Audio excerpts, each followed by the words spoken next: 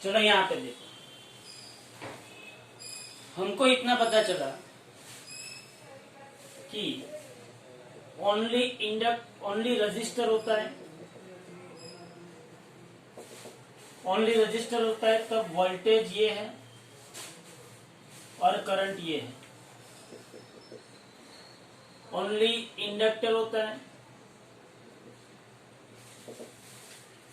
तब अगर ये वोल्टेज है तो करंट उससे π/2 जितना पीछे है। और अगर ओनली कैपेसिटर होता है, ओनली कैपेसिटर होता है तब ये करंट है और वोल्टेज उससे π/2 जितना पीछे। इतना मैं लिख सकता हूं। ओके, अब हुआ क्या, ओनली रजिस्टर, ओनली इंडक्टर और ओनली कैपेसिटर, ये तीन चीज हमने कर ली। अब प्रॉब्लम क्या है वो समझो। यहाँ पे मुझे इसका फेजर डायग्राम ड्रॉ करना है। मैंने आप लोगों को इन तीनों का नॉर्मल वेव डायग्राम तो मैंने ड्रॉ करवाया। ओके, वेव डायग्राम हमने ड्रॉ किया। अब मुझे कौन सा डायग्राम ड्रॉ करना है, फेजर डायग्राम। अब फेजर है क्या,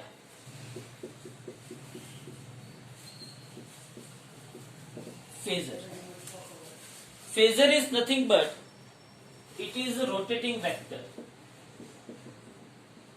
It is a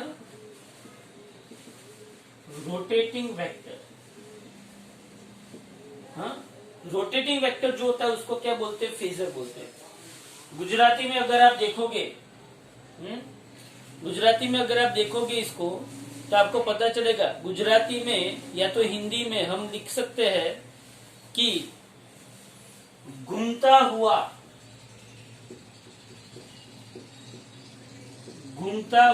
vector is nothing but phasor. घूमता हुआ vector is nothing but phasor. ये कहना क्या चाहता है, ध्यान से देखिए।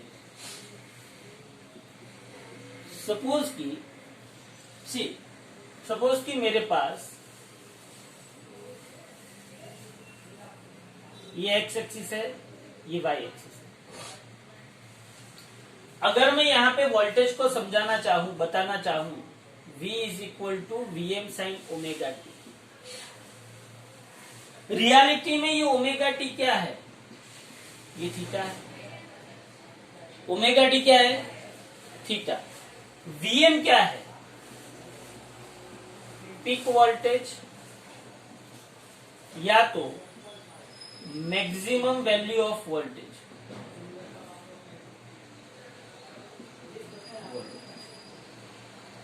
और ये V क्या है, वोल्टेज एट टाइम t। क्या है ये, वोल्टेज एट टाइम t। हुआ क्या, सपोज कि मैं एक्स वाई कोऑर्डिनेट लिए, यहां पे मैंने एक Vm लिया। क्या लिया मैंने, Vm। ये जो Vm है, समझ, ये एक वेक्टर V है और इस वेक्टर V का ये मैग्नीट्यूड क्या है, Vm। ओके, अब सोच, अब यहां पे आप देखोगे तो पता चलेगा कि इस वेक्टर ने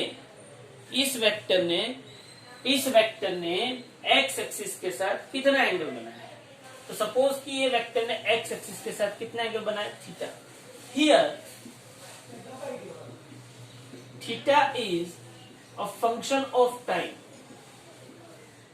theta is a function of time. कैसे पता चला थीटा टाइम का फंक्शन है, तो जब ये वेक्टर ऐसे कुछ एंगुलर स्पीड से रोटेट करेगा, क्या करेगा,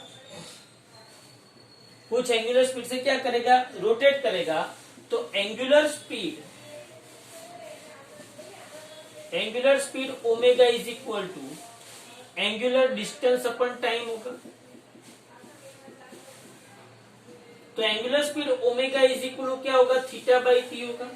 और angular speed omega is equal theta by T होगा। थीटा इज इक्वल क्या होगा, ओमेगा इंटू टी। इसका मतलब ये हुआ कि ये जो थीटा है वो क्या है, वो रियलिटी में, ये थीटा रियलिटी में क्या है, ओमेगा इंटू टी है।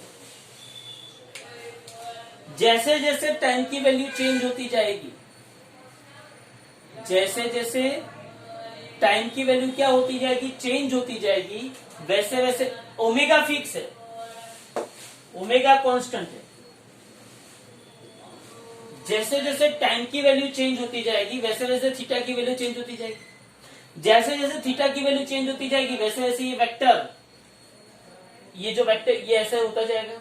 हाँ, मतलब कि अपना जो प्लेन है, अपना जो प्लेन है, एक्स वाई प्लेन है, उस एक्स वाई प्लेन के अंदर वेक्टर ऐसे घूम रहा है। वेक्टर ऐसे क्या कर रहा है, घूम रहा है। इसलिए इसको क्या बोलते हैं, घूमता हुआ वेक्टर। एंड दैट घूमता हुआ vector, that rotating vector is nothing but, that rotating vector is nothing but phasor.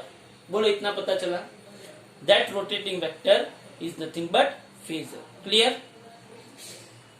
बोलो समझ में आ रहा है? रोटेटिंग वेक्टर को हम क्या बोलते हैं, फेजर बोलते हैं। ओके, पहले तो आपको यह समझ में आना चाहिए कि rotating vector is nothing but phasor. कैसे वो रोटेट हुआ वो आपको पता चला।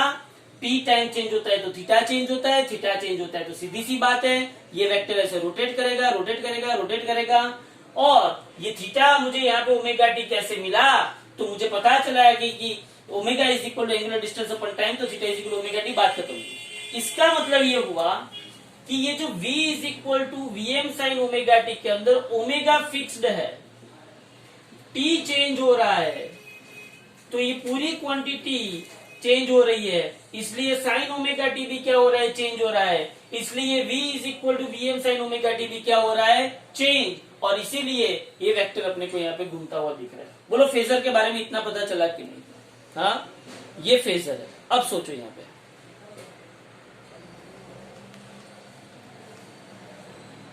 अब यहाँ पे देखो ये फेजर है। अब हम यही फेजर डायग्राम किस पे अप्लाई करेंगे, ओनली रजिस्टर वाली सर्किट पे, ओनली कैपेसिटर वाली सर्किट पे और ओनली इंडक्टर वाली सर्किट पे। यही फेजर डायग्राम हम अप्लाई करेंगे। कैसे, ध्यान से देखो। फेजर डायग्राम को अप्लाई करने के लिए ओनली रजिस्टर, ओनली कैपेसिटर और ओनली इंडक्टर पे अप्लाई करने के लिए क्या करना पड़ता है, देखो यहाँ पे। चलो, ओनली रजिस्टर, ओनली रजिस्टर के अंदर मैं ऐसा लिख सकता हूं कि जिस डायरेक्शन में, सी ओनली रजिस्टर के अंदर याद करो, ओनली रजिस्टर के अंदर V इज इक्वल क्या था, V M sine omega T था, और I इज इक्वल क्या था, I M sine omega T था। हाँ, और यहाँ पे आपको पता है कि आई एम जो है वो वी एम से क्या था, छोटा था। बोलो था कि नहीं था? ओनली रजिस्टर वाली सर्किट में V is equal V M sine omega T था, I is equal I M sine omega T था, और आई एम जो है वो वी एम से छोटा था। ये इसका मतलब ये हुआ कि ये जो ओमेगा टी है, समझना ध्यान से, मैं ऐसा बता सकता हूं, मैं ऐसा बता सकता हूं कि, तो बात ये हुई कि हमको पता है कि V is equal V M sine omega T only resistor में, I is equal I M sine omega T only resistor में, और ये जो आई एम है वो वी एम से छोटा है। तो मैं यहां पे ऐसा समझा सकता हूं, सपोज कि मैंने ये वी एम वेक्टर लिया। कौन सा वेक्टर लिया मैंने, ये वी एम। वीएम को मैंने क्यों एक्स एक्सिस पे नहीं लिया, क्योंकि ये जो V है, ये V का मैग्नीट्यूड Vm है, V का मैग्नीट्यूड Vm, और उसने एक्स एक्सिस के साथ कितना एंगल बनाया हुआ है, ओमेगा टी। कितना बनाया उसने, ओमेगा टी। दूसरी बात, I is equal I M sine omega T. क्या मैं I is equal I M sine omega T है, I ने भी ओमेगा टी ही एंगल बनाया है, क्या मैं उसको Vm से बड़ा लिखूं, छोटा लिखूं, कि उसके जितना लिखूं? Im Vm से क्या है, छोटा है, तो यहां पे क्या आएगा, बोलो समझ में आ रहा है? हाँ, तो ये क्या होगा, Vm and Im in same phase, in same phase, दोनों ने एक्स एक्सिस के साथ कितना एंगल बनाया हुआ है, ओमेगा टी। बोलो आपको ये पता चलेगा कि नहीं चलेगा? ये किसके लिए, ओनली रजिस्टर वाली सर्किट के लिए। चलो ओनली इंडक्टर वाली सर्किट अगर हम लेते हैं, मतलब ये जो है, ध्यान से समझना, ये जो है ना, ये क्या है, I M sine omega T. ये जो है वो क्या है, वीएम साइन ओमेगा। ये जो लेवल आया वो क्या है, I M sine omega T, और ऊपर वाला क्या आया, वीएम साइन ओमेगा टी। ये ओनली रजिस्टर के लिए। ओनली इंडक्टर के लिए क्या लिख सकते हैं आप, बोलो। ओनली इंडक्टर के लिए अगर आपको लिखना है तो सोच, इंडक्टर के लिए इक्वेशन बता। V इज इक्वल, मेरे पास था Vm साइन ओमेगा टी, और इंडक्टर के लिए बोलो करंट वोल्टेज से पीछे की आगे। करंट जो है वो वोल्टेज से पीछे की आगे। इंडक्टर के लिए करंट वोल्टेज से कहां पे होता है, पीछे होता है कि आगे होता है। तो current is lagging behind the voltage sign omega T minus pi by 2। Okay, तो सपोज मैं अगर यहाँ पे V को बताता हूं, ये ओमेगा टी है, तो बोलो करंट कहां पे आएगा, करंट वोल्टेज से पाई बाई 2 जितना पीछे है। तो क्या मैं यहाँ पे इससे पाई बाई 2 जितने एंगल पे, कितने एंगल पे, पाई बाई 2 जितने एंगल पे छोटा सा क्या लिख सकता हूं, आई एम लिख सकता हूं।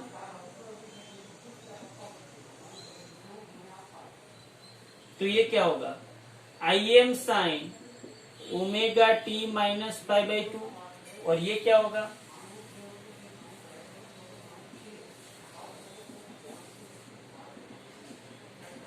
VM sine omega.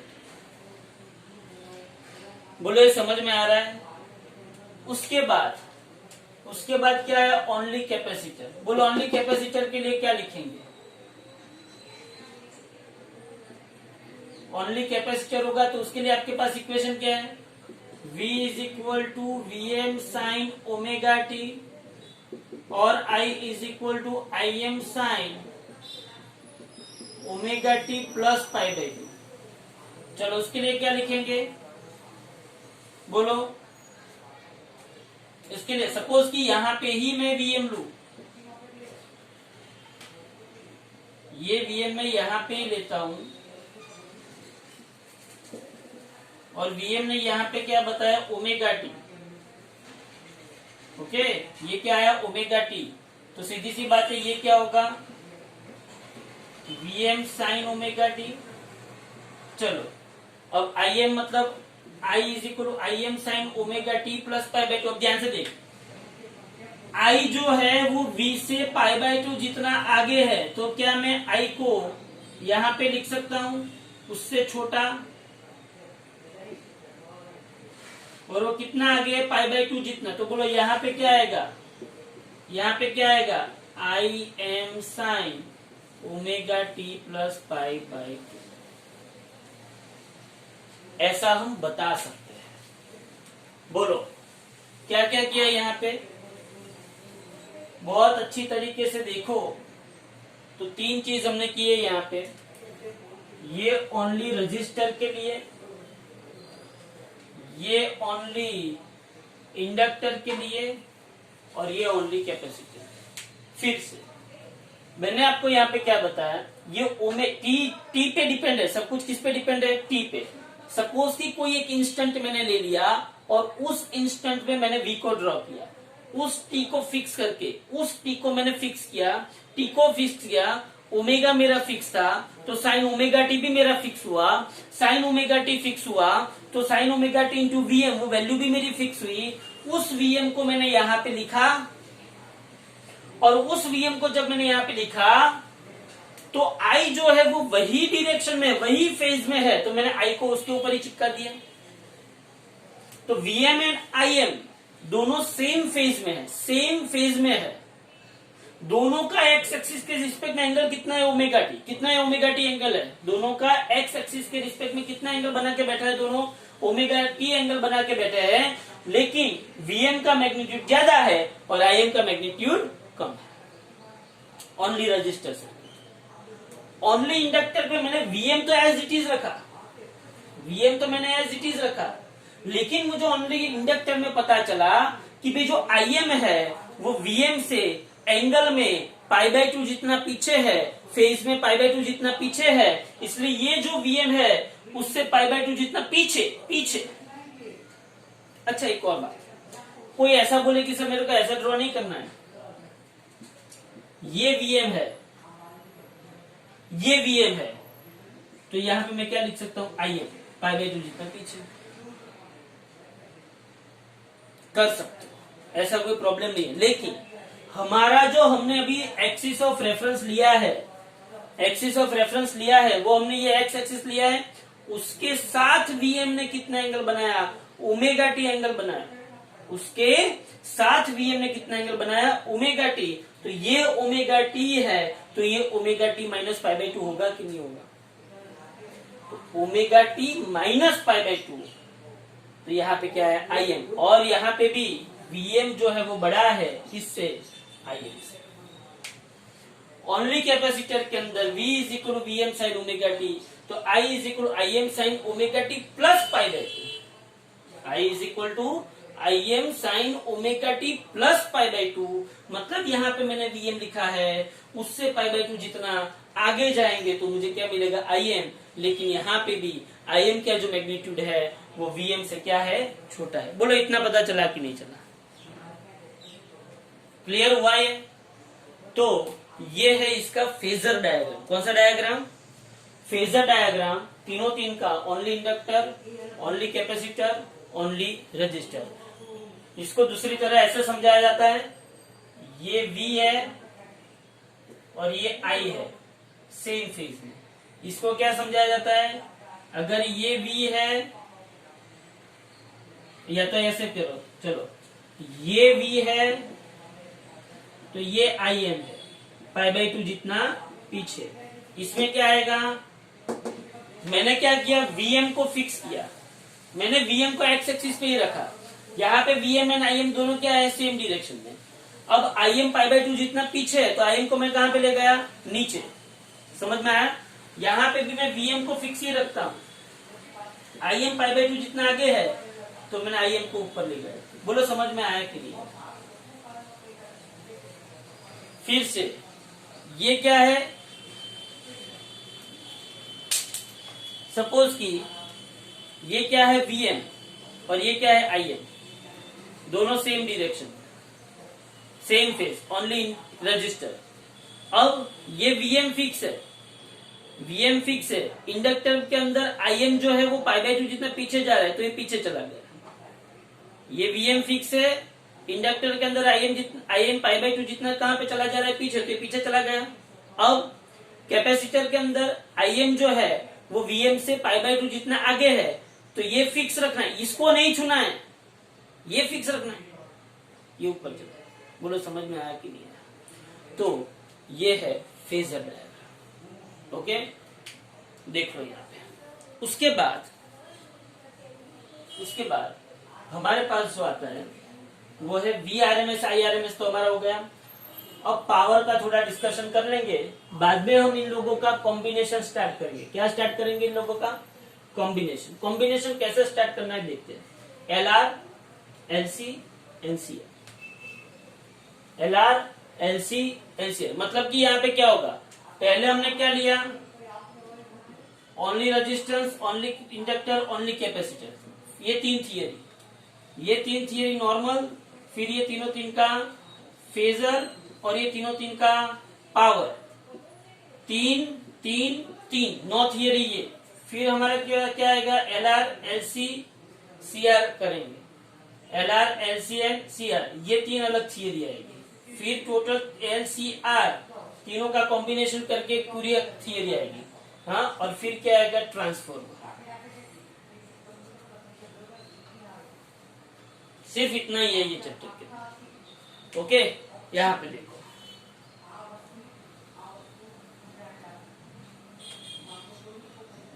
बात ये हुई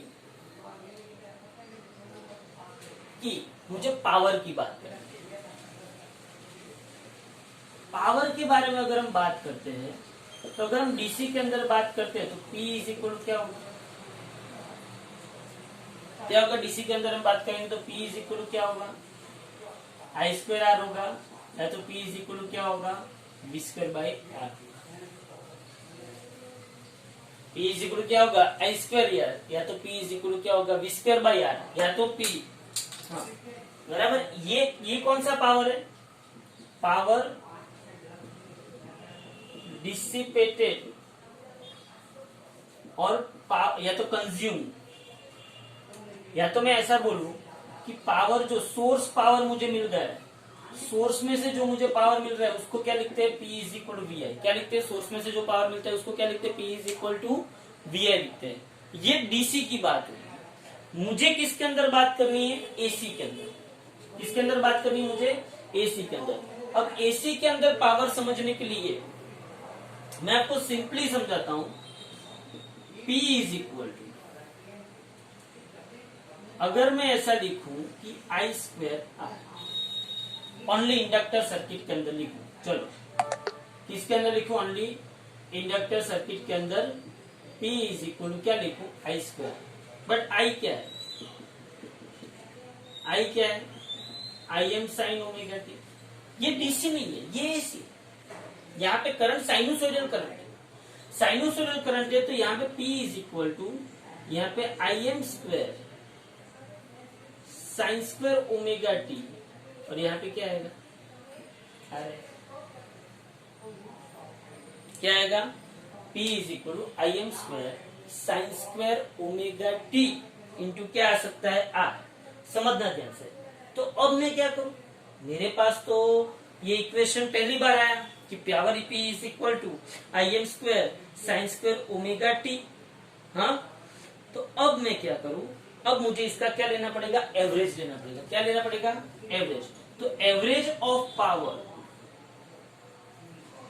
मतलब कि P का एवरेज, इसको मैं क्या लिख सकता हूं, P बार। इसको मैं क्या लिख सकता हूं, I M square sine square omega T into R. ये क्या हुआ, पावर का एवरेज हुआ। क्या हुआ, ये पावर का एवरेज। क्यों मुझे एवरेज लेना पड़ता, अगर डीसी होता तो मुझे एवरेज की कोई जरूरत होती नहीं, लेकिन ये एसी है। एसी है मतलब हर एक जगह पे उसका मैग्नीट्यूड देखो, सपोज कि करंट जा रहा है, हाँ, तो हर एक पॉइंट पे उसका मैग्नीट्यूड अलग अलग अलग अलग अलग अलग अलग अलग अलग अलग होगा। हाँ, तो उन सबका मुझे क्या लेना पड़ेगा, एवरेज लेना पड़ेगा। अब एवरेज में यहाँ पे कैसे लूंगा, सोचो, एवरेज में यहाँ पे कैसे लूंगा, तो ये average of power P is equal to I M square sine square omega T into R. Okay, तो बोलो इसका एवरेज क्या होगा, तो इसका एवरेज होगा P average is equal to I M square का एवरेज ले लिया अलग से, आर का एवरेज ले लिया अलग से, और ये साइन स्क्वायर ओमेगा टी का ओवर वन साइकिल। तो but sine square omega T का average, but average of sine square omega t over one cycle is equal to क्या होता है, हाफ। याद करो, average of sine square omega t over one cycle is equal to क्या होता है, half. तो P of average is equal to I M square sine R sine square omega T half हुआ, तो P का average मुझे क्या मिला, I M square R by two. ये मुझे P का एवरेज ओवर वन साइकिल मिला। क्या मिला, ओवर वन साइकिल, या तो ओवर टाइम पीरियड। ओके, समझ में आ रहा है। अब इसी को ही हम किस में रिप्रेजेंट करते हैं, आई रमेश में। किस में रिप्रेजेंट करते हैं, आई रमेश में। कैसे, बट आप लोगों को पता है कि I RMS is equal to I M by root two, तो I square RMS is equal to क्या होगा, I M square by two होगा। बोलो ये मैंने आगे करवाया कि नहीं, I RMS is equal I M by root two, तो I square RMS is equal I M square by two होगा। लेकिन यहाँ पे I M square by two क्या है, आई स्क्वायर रमेश। तो यहाँ पे मुझे पावर का इक्वेशन मिल गया, I square Ramesh into R. बोलो क्लियर हुआ कि नहीं हुआ, सिंपल इक्वेशन। ओनली रजिस्टर के अंदर अगर मुझे क्या चाहिए, पावर चाहिए, तो पावर का इक्वेशन मेरे पास आई स्क्वायर है। बट मुझे आई क्या है, I M sine omega t, I की जगह पे मैंने I M square sine square omega T into R लिखा। लेकिन मुझे तो यहाँ पे कौन सा पावर मिलना चाहिए, एवरेज पावर। तो मैंने दोनों साइड क्या ले लिया, एवरेज ले लिया। Average of P is equal average of I M square sine square omega T into R. अब आई एम स्क्वायर कॉन्स्टेंट है, उसको बाहर निकाल दिया, आर कॉन्स्टेंट है, उसको बाहर निकाल दिया, और साइन स्क्वायर ओमेगा टी का क्या लिया, average over one time period, over one time period, one cycle, over one cycle. तो बोलो साइन स्क्वायर ओमेगा टी का एवरेज क्या होगा, हाफ होगा। साइन स्क्वायर ओमेगा टी का एवरेज हाफ हुआ, तो यहाँ पे I M square R 1/2, I M square R 1/2 मतलब average of power, average of power P is equal क्या मिला मुझे, I M square R by 2। लेकिन मुझे पता है कि RMS value of current I R M S is equal to क्या होता है, I M by root two. क्या होता है I R M S is equal to I M by root two. क्या होता है I R M S is equal to I M by root two. तो मैं आई आर एम एस का square is equal I M square by 2 लिख सकता हूँ। तो यहाँ पे मुझे क्या मिल गया, I square R M S into R. बोलो पता चला ये क्या है, ये क्या है, पावर किसके अंदर, ओनली रजिस्टर के। समझ में आ रहा है, हाँ ठीक है।